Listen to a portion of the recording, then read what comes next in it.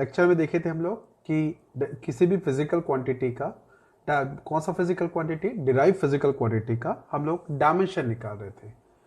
तो उस वाले में लास्ट लेक्चर में ऐसा था कि जो डायमेंशन निकाले थे तो ऐसे कुछ डिराइव फिजिकल क्वांटिटी हम लोगों ने अज्यूम किया था जो कि जिसका आपको आइडिया हो, जिसके बारे में आप जानते हैं।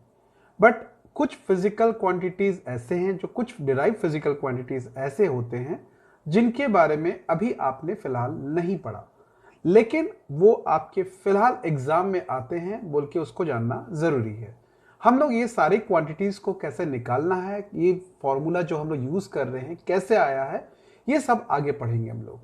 तो चलिए, वेलकम स्टूडेंट। इस लेक्चर में हम लोग देखेंगे कि किस प्रकार से हम लोग कुछ डिफरेंट टाइप्स ऑफ अनयूजुअल कुछ डिराइव फिजिकल क्वांटिटीज के डायमेंशंस देखेंगे।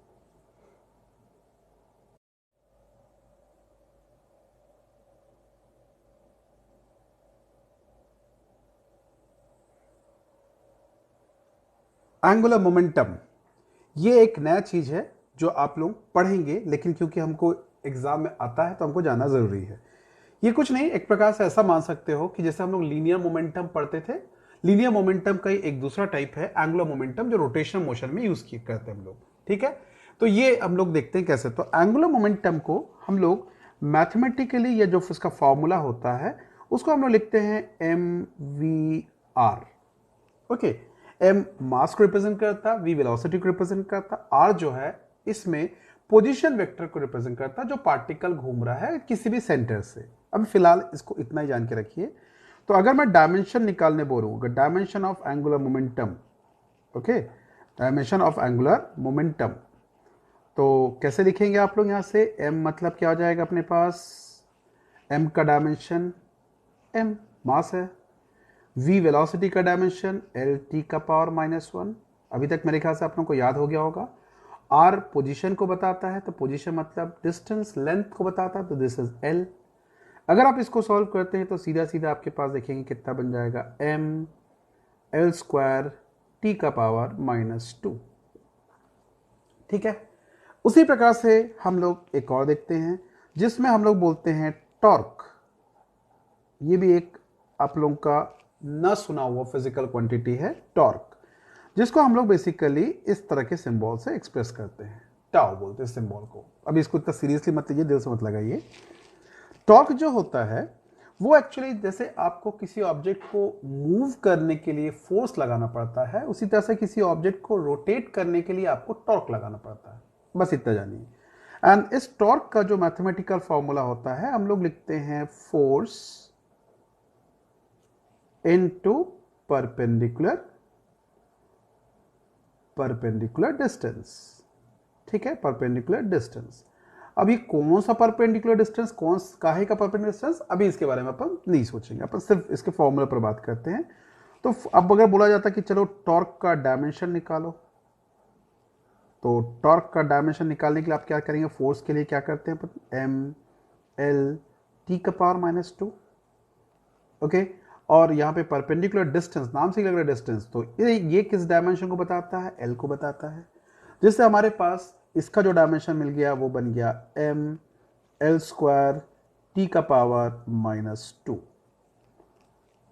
अब आप एक चीज देखिएगा यहाँ पर कि इसका डायमेंशन एनर्जी के डायमेंशन के इक्विवेलेंट है, इसका डायमेंशन वर्क के डायमेंशन के इक्वल है। तो मैं पहले ही आपको बता चुका हूं कि कोई भी दो या दो से अधिक फिजिकल डिराइव फिजिकल क्वांटिटी का डायमेंशन सेम हो सकता है वो, लेकिन वो क्वांटिटी अलग अलग क्वांटिटीज हो सकते हैं।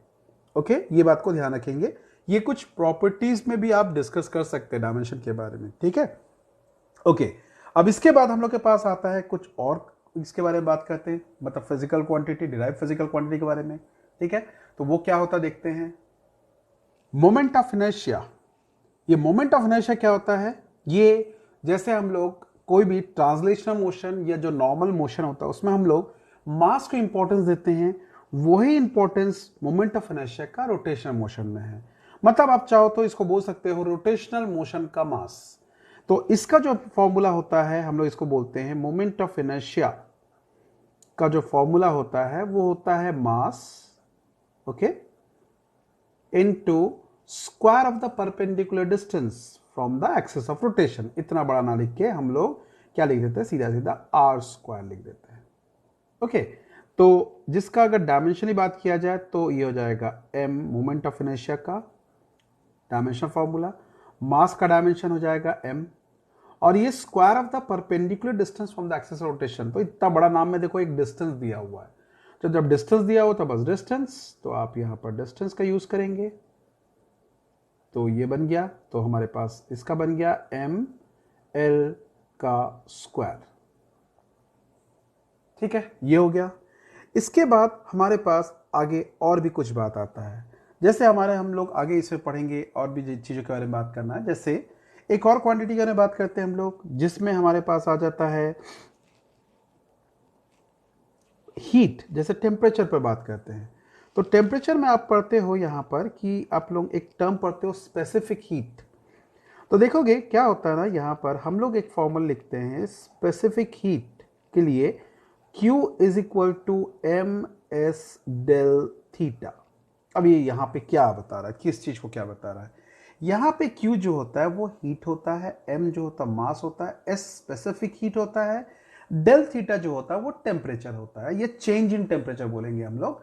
अब यहाँ पर बोले सर ये कहाँ से आ गया, ये तो ये कहाँ से आया, तो उसके पीछे मत जाओ, बस आप चीज़ों को समझो कि अगर M मास के किसी ऑब्जेक्ट को अगर आप हीट देकर उसके टेम्परेचर में अगर राइज करना चाहते हैं, डेल थीटा टेम्परेचर में राइज करना चाहते हैं, तो उसके लिए ये वाला फॉर्मूला है, जिसमें Q है उस ऑब्जेक्ट को कितना हीट दिया जाए, M जो है उस ऑब्जेक्ट का मास को बताता है, और डेल थीटा जो होता है उसके टेम्परेचर में कितना रेज हो रहा है उसको बता रहा है। तो यहां से आप देखेंगे हमारे पास आ जाता है S इज इक्वल टू बन जाएगा Q by M del theta. Okay, तो जिससे हमारे पास आ जाएगा S इज इक्वल टू, अब इसका डायमेंशन निकालना है, तो देखो Q मैंने बोला हीट है, तो heat is a form of energy, तो मतलब फॉर्म ऑफ एनर्जी मतलब इसका डायमेंशन एनर्जी का डायमेंशन होगा। तो एक बार मैं ऐसा लिख लेता हूं, शायद आप घबरा जाओ इसको देखकर, इसलिए मैं ऐसा लिख ले रहा हूं, ये हो जाएगा m डेल थीटा। ठीक है, ऐसा लिख देते हम लोग।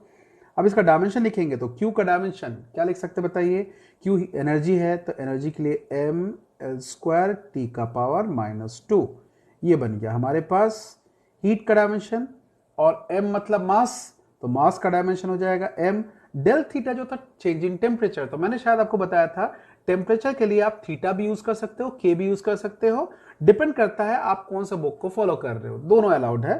तो मैं सपोज यहां पर थीटा यूज करता हूं, तो इसलिए टेम्परेचर के लिए मैंने क्या लिया, थीटा नोटेशन यूज किया।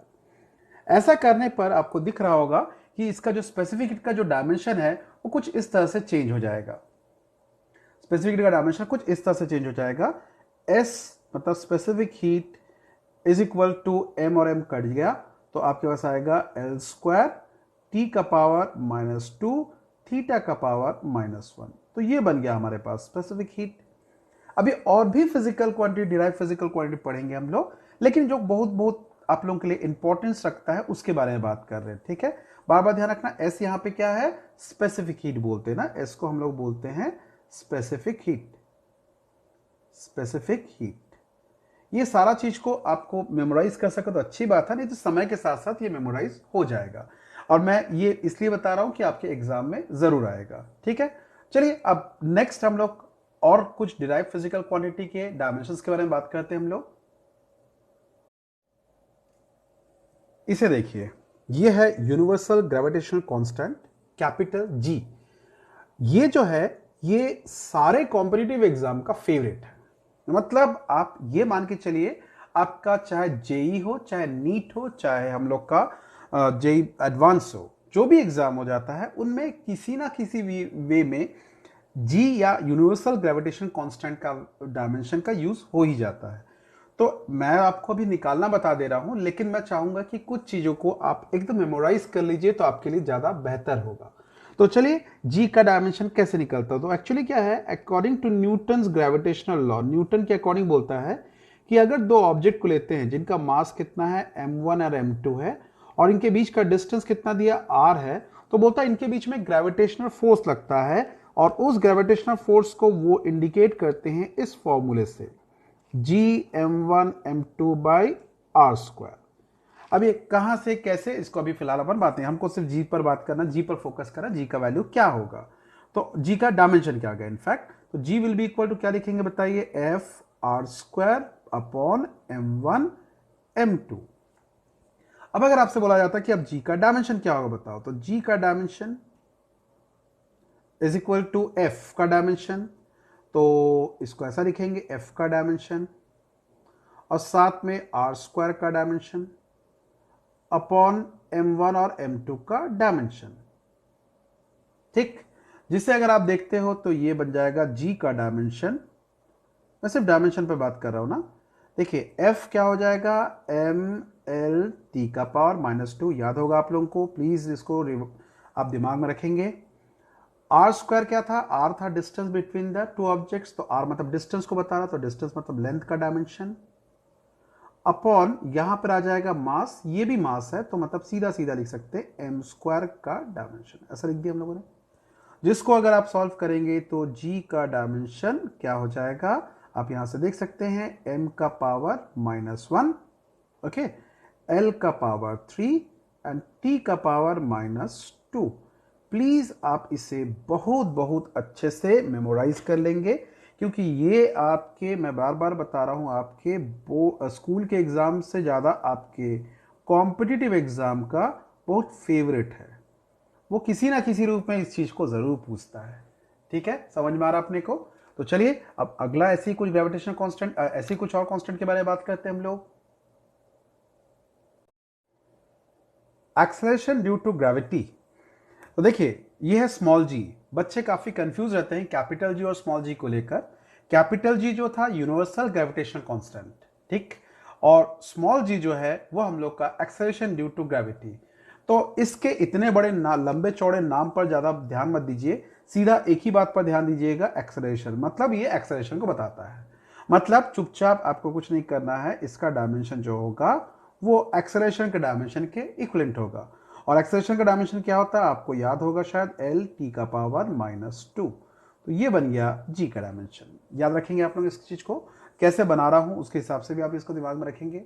ठीक है, चलिए इसके बाद हमारे पास आता है एक और क्वांटिटी आता है जो हम लोग वेव्स एंड ऑसिलेशन में यूज करते हैं, दैट इज टाइम पीरियड, जिसको बोलते हैं हम लोग टाइम पीरियड बोलते हैं ना।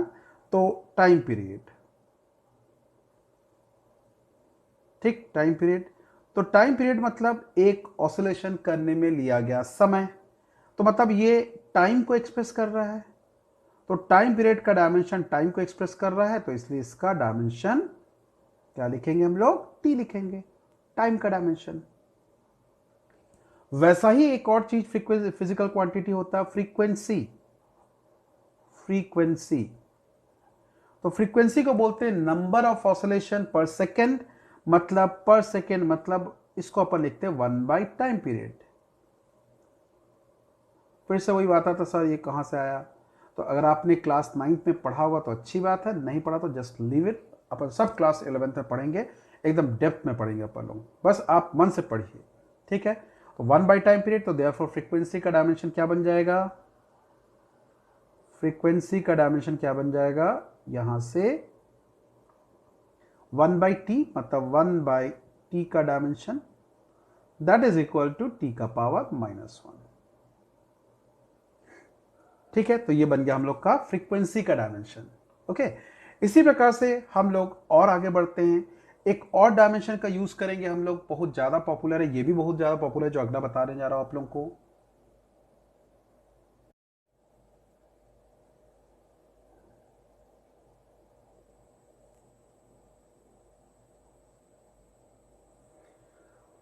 Planck's constant. प्लैंक्स कांस्टेंट क्या होता है, ये वाला जो इसको h से एक्सप्रेस करते हैं। तो केमिस्ट्री वगैरह में आपने पढ़ा होगा कि लाइट जो होता है वो छोटा छोटा एनर्जी पार्टिकल्स होता है, और उस एनर्जी पार्टिकल को अपन बोलते हैं फोटोन। और ये बोलता है जो फोटोन का जो एनर्जी होता है उसके लिए ये एक फॉर्मूला होता है, E = h न्यू। इसको न्यू बोलते हैं ना, वी नहीं है, ध्यान देंगे ना। तो यहां से h जो है वो होता है प्लैंक्स कांस्टेंट, और न्यू जो होता है उस लाइट का फ्रीक्वेंसी को बताता है, और E जो है उस लाइट के जो फोटोन जिससे मिलकर बना है वो लाइट, उसके फोटोन का एनर्जी होता है, मतलब कुल मिला के ये एनर्जी है। तो आप यहां से देख सकते हो कि H का जो डायमेंशन होगा, H = आप लिखेंगे E अपॉन, क्या लिखना चाहिए बताइए आप लोगों को, न्यू। तो उस हिसाब से आप सीधा सीधा यहां पर लिख सकते हैं कि h का डायमेंशन जो होगा वो एनर्जी का डायमेंशन बाय फ्रीक्वेंसी का डायमेंशन, ये फ्रीक्वेंसी को रिप्रेजेंट कर रहा है ना। तो अभी आपने पढ़ा था कि हम लोग के पास E जो होता है उसका डायमेंशन क्या होता है, एम एल स्क्वायर टी का पावर -2, हम अपॉन फ्रीक्वेंसी का डायमेंशन क्या होता है, टी का पावर -1। ऐसा करने पर एक एक टी का पावर -1 कट जाएगा, तो हमारे पास फाइनली आ जाएगा कि h का जो डायमेंशन होगा ये हो जाएगा एम एल स्क्वायर टी का पावर -1। तो ये भी आपका, जैसे यूनिवर्सल ग्रेविटेशन कांस्टेंट हमारे लिए बहुत ज़रूरी था, ये भी हमारे लिए एक बहुत ज़रूरी क्वांटिटी है जिसको आपको याद रखना है। ये भी हम लोग के जो स्कूल का एग्ज़ाम है उसमें और बोर्ड के एग्ज़ाम सब में काफ़ी पॉपुलरली पूछा जाता है, कॉम्पिटिटिव एग्जाम का था फेवरेट। इसके बाद आता है हम लोग का Boltzmann constant. Okay, Boltzmann constant, Boltzmann constant, इसको हम लोग स्मॉल के से एक्सप्रेस करते हैं। ये क्या बोलता है ना, ये बोल्ट्जमैन कांस्टेंट के पीछे क्या बोलता है कि जब आप किसी गैस को गर्म करते हैं, उसको हीट देते हैं, तो उस गैस के पार्टिकल का मूवमेंट चालू हो जाता है, और उस मूवमेंट से एसोसिएटेड जो उसका एनर्जी होता है, उस एनर्जी के लिए ऐसा कुछ एक फॉर्मूला है, 3/2 kT। ओके, 3/2 भी होता है, 5/2 होता है, डिपेंड करता है। अभी फिलहाल हम लोग उस पर ज्यादा ध्यान नहीं दे रहे हम लोग। जहां पे K जो है वो बोल्ट्जमैन कांस्टेंट को बता रहा है, और जो T जो है वो टेम्परेचर बता रहा है, जिस टेम्परेचर उस पार्टिकल का एनर्जी है, और E जो है उसके एनर्जी को एक्सप्रेस कर रहा है। उस हिसाब से हम लोग यहां पर क्या लिखेंगे, T will be equal to, क्या लिखना चाहिए बताइए, यहां से 2/3 E अपॉन, क्या लिखना चाहिए, अब T तो नहीं निकालना, अपने को K निकालना। ओके, K, तो K will be equal to E upon T लिख दिए। और अगर ऐसा बात है तो यहां से K का dimension will be equal to, क्या लिखना चाहिए, 2/3 तो एक नंबर है, और जैसे हम लोग लास्ट टाइम डिस्कस किए थे कि नंबर का कोई डायमेंशन नहीं होता क्योंकि वो किसी फिजिकल क्वांटिटी को नहीं बताता, तो इसलिए dimension of E, okay, by dimension of T। यहां पे T मतलब टेम्परेचर, टाइम मत ले लेना, गलती कर दोगे आप लोग, ठीक है, इसको ध्यान रखेंगे। इसको आप लोग टाइम में नहीं ले रहे हैं, इसको टेम्परेचर लेंगे मानेंगे, ठीक है। तो ऐसा करने पर ये क्या हो जाएगा, देखोगे ऐसा करने पर ये क्या बन जाएगा, यहां से हम लोग इसको डील करते हैं यहां से, तो ये ऐसा बन जाएगा, देखेंगे K का डायमेंशन मतलब एनर्जी का dimension M L square T का पावर -2 अपॉन ये T टेम्परेचर है, ध्यान रखेंगे टाइम नहीं है, तो इसलिए क्या लगाना पड़ेगा, थीटा, इसका डायमेंशन थीटा रहते टेम्परेचर का डायमेंशन। तो यहां से ये बन गया हमारे पास एम एल स्क्वायर टी का पावर -2 देन थीटा का पावर -1। ये बन गया हम लोग का बोल्ट्जमैन कांस्टेंट। प्लीज इसे भी आप बहुत अच्छे से याद रखेंगे क्योंकि कॉम्पिटिटिव एग्जाम का ये भी एक फेवरेट पार्ट है। ओके, इसके बाद अब थोड़ा सा हम लोग इलेक्ट्रिसिटी में आ जाते हैं, जो आपको क्लास 12 में पढ़ना। ऐसे क्लास 12 के सारे क्वांटिटीज के बारे में अपन डील नहीं कर सकते, डिस्कस नहीं कर सकते, बट जो बहुत पॉपुलर है, जो आपको ध्यान में रखना चाहिए, उसको जरूर हम लोग पढ़ेंगे। ओके, तो यहां से हम लोग कुछ इलेक्ट्रिसिटी के बारे में बात करते हैं। जैसे हमारा एक क्वांटिटी होता है चार्ज। ओके, चार्ज के बारे में बात करते हैं। तो चार्ज को बेसिकली अपन क्यू से एक्सप्रेस करते हैं। अब आपको अगर याद आता होगा, क्लास 10 में आप पढ़ते थे current I is equal to Q/T लिखते थे, that is rate of flow of charge, मतलब किसी दिए हुए समय में कितना चार्ज फ्लो हो रहा है उसके बारे में बात करते हैं हम लोग यहां से। तो उस हिसाब से आप यहां से सीधा सीधा लिख सकते, देखिएगा यहां से अगर हम लोग इसको डिस्कस करते हैं हम लोग, तो क्या बनेगा देखिएगा, यहां से आ जाएगा Q will be equal to क्या लिखेंगे अपन, I इंटू टी। ओके, तो Q मतलब चार्ज का dimension is equal to current का डायमेंशन इनटू टाइम का डायमेंशन। अब करंट आपको पता है एक फंडामेंटल क्वांटिटी है, और फंडामेंटल क्वांटिटी में इसका डायमेंशन को अपन A से एक्सप्रेस करते थे। T टाइम को बताता तो यहां पे लिखते थे T, तो ये बन गया चार्ज का डायमेंशन। ठीक है, ये बन गया चार्ज का डायमेंशन, इस तरह से चार्ज का डायमेंशन। इसे प्लीज अच्छे से याद रखेंगे आप लोग, ठीक है।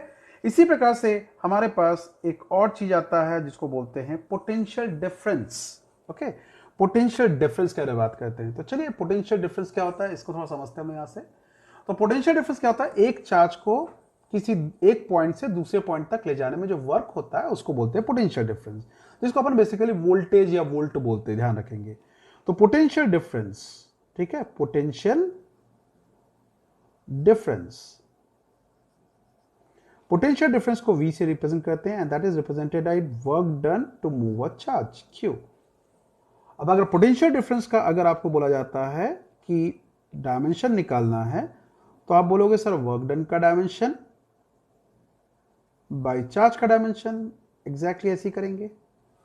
अब यहां से अगर मैं बोलता हूं वर्क का, तो वर्क के लिए क्या था, अब ध्यान से सीखेंगे, याद करेंगे, ml² T⁻², ये हो गया वर्क का डायमेंशन। और चार्ज का डायमेंशन कितना था, AT था। अगर आप इसको फर्दर सॉल्व करते हैं तो देखिएगा क्या बन जाएगा, यहां से फर्दर सॉल्व करने पर हमारे पास फाइनल रिजल्ट आ जाएगा यहां से कि पोटेंशियल डिफरेंस का जो डायमेंशन होगा उसे आप लिखेंगे ml² T⁻³ A⁻⁻1। ये बन गया पोटेंशियल डिफरेंस का डायमेंशन, ठीक है। अब इसी तरीके से हम लोग रेजिस्टेंस का भी डायमेंशन देखेंगे, ओके।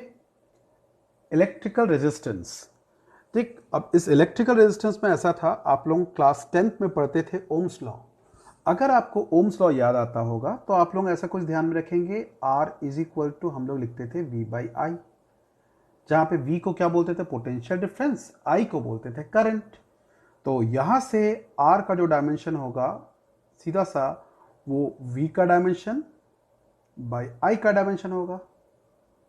अब अभी हम लोगों ने कुछ देर पहले V का डायमेंशन निकाला था, तो V का डायमेंशन था हमारे पास ml² T⁻³ A⁻⁻1 अपॉन, उसके बाद क्या आता था बताइए, यहां पर करंट, करंट मतलब करंट का A, है ना। तो उस हिसाब से ये अगर अपन लिखते हैं तो नेक्स्ट स्टेप में क्या बन जाएगा, R का जो डायमेंशन होगा उसे हम लोग लिखेंगे ml² T⁻³ A⁻⁻2। तो ये बन गया रेजिस्टेंस का डायमेंशन। ध्यान रखेंगे अभी मैं जितने सारे आपको डायमेंशंस बताए उतना डायमेंशन याद रखना संभव नहीं होता है, तो आप किस तरह से मैं बना रहा हूं उस पर थोड़ा सा ध्यान देंगे कि मैं यहां पर देखिएगा रेजिस्टेंस के लिए फॉर्मूला मुझे याद है V/I, तो इसलिए मैंने निकाल लिया। अब आप बोलोगे सर हमको कहां से पता लगा, हम तो पढ़े नहीं अभी तक।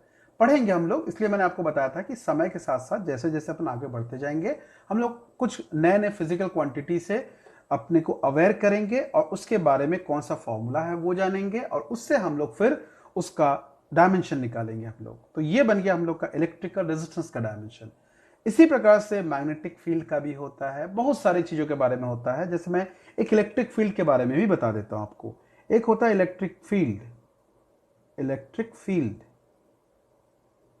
इलेक्ट्रिक फील्ड इंटेंसिटी बोलते हैं हम लोग इसको, इंटेंसिटी, इसे हम लोग E से एक्सप्रेस करते हैं। और ये एनर्जी नहीं है, ध्यान रखना, इलेक्ट्रिक फील्ड है, E से रिप्रेजेंट करते हैं। और इसको लिखते हैं force acting per unit charge, मतलब एक चार्ज को अगर आप इलेक्ट्रिक फील्ड में रखते हो तो उस पर कितना फोर्स लग रहा है उसको हम लोग इलेक्ट्रिक फील्ड इंटेंसिटी बोलते हैं। बस इतना ही याद रखो। तो अब डायमेंशन का अगर मैं लिखूं तो क्या लिखूंगा, E का dimension will be equal to F का डायमेंशन बाय Q का डायमेंशन, ठीक है। तो उस सेंस में अगर सोचे हम लोग तो देखिएगा क्या बन जाएगा अपने पास, E का dimension is equal to F मतलब ml² बाय Q मतलब AT हो गया यहां से, जिससे आप देखोगे ये बन जाएगा ml⁻³ A⁻⁻1। तो ये बन गया इलेक्ट्रिक फील्ड का डायमेंशन, ठीक है। तो ये कुछ क्वांटिटीज जिसके डायमेंशंस को आप एकदम अच्छे से याद करेंगे, दिमाग में रखेंगे, क्योंकि ये हमारी बहुत मदद करने वाला, हमारे एग्जाम में बहुत फुल फ्लेज आने वाला है। अब हम लोग बात करते हैं कुछ ऐसे भी क्वांटिटी होते हैं जिसका डायमेंशन नहीं होता, तो उनको बोलते हैं डायमेंशन लेस क्वांटिटी, ओके। तो किन क्वांटिटीज को हम लोग डायमेंशन लेस लेते हैं उनके बारे में थोड़ा सा बात करते हैं हम लोग, ठीक है। डायमेंशन लेस क्वांटिटी मतलब कुछ फिजिकल क्वांटिटी ऐसे भी होते हैं जिनका डायमेंशन नहीं होता है, जैसे एंगल। अब एंगल के बारे में बात की है हम लोग, तो एंगल दो तरह का होता था, plane angle and solid angle. तो जैसे आप लोग एंगल को मेजर करते हैं तो देखिए कि एंगल को आप क्या लिखते हैं, अगर आपको डिफाइन करना है तो आप लेते थे ये हो गया आर्क लेंथ और ये हो गया रेडियस, और आप एंगल को थीटा से सपोज एक्सप्रेस करते हैं। तो आपको पता है कि angle is defined as arc length, है ना, आर्क लेंथ बाय रेडियस, ऐसी कुछ था। अब आप एक चीज देखिएगा, आर्क लेंथ जो है, अगर मैं बोलता हूं चलिए एंगल का डायमेंशन कितना होगा, तो एंगल का डायमेंशन के लिए आर्क लेंथ तो ये लेंथ को ही एक्सप्रेस कर रहा है, और रेडियस जो है वो भी लेंथ को ही एक्सप्रेस कर रहा है। तो इसीलिए इसका जो डायमेंशन होगा वो क्या होगा, एल और एल कट गया तो नो डायमेंशन, मतलब सीधा सीधा m का पावर 0, l का पावर 0, t का power 0, it is a dimensionless quantity. तो एंगल एक ऐसा फिजिकल क्वांटिटी है जो डायमेंशनलेस होता है। सेम आपका सॉलिड एंगल भी डायमेंशनलेस क्वांटिटी होता है, ध्यान रखेंगे, solid angle is also a dimensionless quantity. Solid angle is also a dimensionless quantity, dimensionless quantity, इसको ध्यान रखेंगे ना, ये भी एक डायमेंशनलेस क्वांटिटी होता है। तो मतलब ये बात को भी आप थोड़ा ध्यान रखेंगे, बड़ा इंपॉर्टेंट चीज है कि एंगल जो है इसका यूनिट होता है बट इसका डायमेंशन नहीं होता। तो यहां से एक बड़ा इंपॉर्टेंट कई बार क्वेश्चन आता है, क्या ऐसा पॉसिबल है कि किसी भी क्वांटिटी जो है वो डायमेंशनलेस है बट यूनिट है उसका? तो उसका बेस्ट एग्जांपल होता है हम लोग का एंगल। लेकिन ये भी बात ध्यान रखना, अगर कोई क्वांटिटी अगर यूनिटलेस है तो डेफिनेटली वो हम लोग का डायमेंशनलेस क्वांटिटी होगा। तो यहां पर इस बात को बहुत अच्छे से ध्यान रखना, स्टार लगा के मैं बता रहा हूं यहां पर कि every unitless quantity is a dimensionless quantity, is a dimensionless quantity। Her unitless quantity dimensionless होता है, लेकिन हर डायमेंशनलेस क्वांटिटी यूनिटलेस नहीं होगा। उसका बेस्ट एग्जांपल क्या है, एंगल या सॉलिड एंगल। ठीक है, चलिए कुछ और भी क्वांटिटीज होते हैं जो डायमेंशनलेस होते हैं, जैसे ट्रिग्नोमेट्रिकल रेशियोज। तो ट्रिग्नोमेट्रिकल रेशियोज में आपको सब में पता रहता है, जैसे साइन थीटा को लिखते हैं अपन, साइन थीटा। तो साइन थीटा को लिखते हैं आप लोग क्या बताइए, परपेंडिकुलर बाय हाइपोटेन्यूज। देखिए परपेंडिकुलर भी लेंथ को बता रहा है, हाइपोटेन्यूज भी लेंथ को बता रहा है, तो इससे दोनों लेंथ कट गया तो इसका कोई डायमेंशन नहीं होता। मतलब सीधा सीधा हर डायमेंशनलेस मतलब हर ट्रिग्नोमेट्रिकल फंक्शन, चाहे साइन थीटा हो, चाहे कॉस थीटा हो, चाहे टैन थीटा हो, जितना भी आप लोग ट्रिग्नोमेट्रिक रेशियोज जानते हैं वो सभी ट्रिग्नोमेट्रिकल रेशियोज डायमेंशनलेस क्वांटिटी होता है। These are dimensionless. ओके, ये सारे के सारे डायमेंशनलेस होते हैं। These are all dimensionless quantity. बहुत अच्छे ध्यान रखेंगे। इसके बाद मैथ्स में हम लोग एक चीज पढ़ते हैं जिसके बारे में फिलहाल कुछ बच्चों को आइडिया है, कुछ बच्चों को आइडिया नहीं है, दैट इज लॉगरिथम। ओके, तो उसके बारे में मैं जब आप लोगों को मैथमेटिकल टूल्स पढ़ाऊंगा, मैथमेटिकल टूल्स इन फिजिक्स, उसके बारे में और डिटेल्स में आपको बताऊंगा। अभी फिलहाल समझ के रखिए आप लोग, लॉगरिथमिक एक फंक्शन होता है कि लॉग से इसको रिप्रेजेंट करते हैं। तो लॉग ऑफ एनीथिंग, किसी भी चीज का अगर लॉग निकालते हो, that is a pure number, it is a dimensionless quantity. ये एक डायमेंशनलेस क्वांटिटी होता है, ये एक डायमेंशनलेस क्वांटिटी होता है, it is a dimensionless quantity. ठीक है, उसी तरह से ध्यान रखना, एनीथिंग टू द पावर, कोई भी फिजिकल क्वांटिटी का पावर जो होता है वो डायमेंशनलेस क्वांटिटी होता है। जैसे मैंने लिखा x का पावर y। अब ये x का पावर y में x तो कोई नंबर भी हो सकता है, कोई फिजिकल क्वांटिटी होगा, बट ध्यान रखना ये जो ऊपर होगा पावर में जो होगा वो हमेशा एक डायमेंशनलेस क्वांटिटी होगा। जो पावर होगा वो हमेशा डायमेंशनलेस क्वांटिटी होगा, डायमेंशनलेस क्वांटिटी होता है। ठीक है, तो ये हम लोग का एक डायमेंशन का बहुत बड़ा चीज आपको दिमाग में रखना पड़ेगा। ये सब चीजों का डायमेंशन नहीं होता, और बार बार ध्यान रखना प्योर नंबर का भी डायमेंशन नहीं होता। इसको भी ध्यान रखेंगे कि प्योर नंबर मतलब 2 3 4 5 कुछ भी लिख दो, एक नंबर है, उसका कोई डायमेंशन नहीं होता, it is a dimensionless. Okay, this is also a dimensionless quantity, इसका कोई डायमेंशन नहीं होता। तो अब आपका सबसे बड़ा काम, जो सबसे जरूरी काम आपके पास ये होता है कि आपको इन सभी क्वांटिटीज का डायमेंशन को आपको क्या करना है, दिमाग में रखना है, जितनी भी चीजें आपको बताया सबको मेमोराइज करना है। ओके, तो हम लोग नेक्स्ट क्लास में या नेक्स्ट लेक्चर में हम लोग प्रिंसिपल ऑफ होमोजेनिटी देखेंगे और उससे एसोसिएटेड कुछ प्रॉब्लम्स देखेंगे, फिर हम लोग चालू करेंगे डायमेंशन मेथड का एप्लीकेशन देखेंगे, और अब हम लोग इसमें कुछ न्यूमेरिकल भी देखना चालू करेंगे। ठीक है, okay, bye, take care and have a nice time ahead.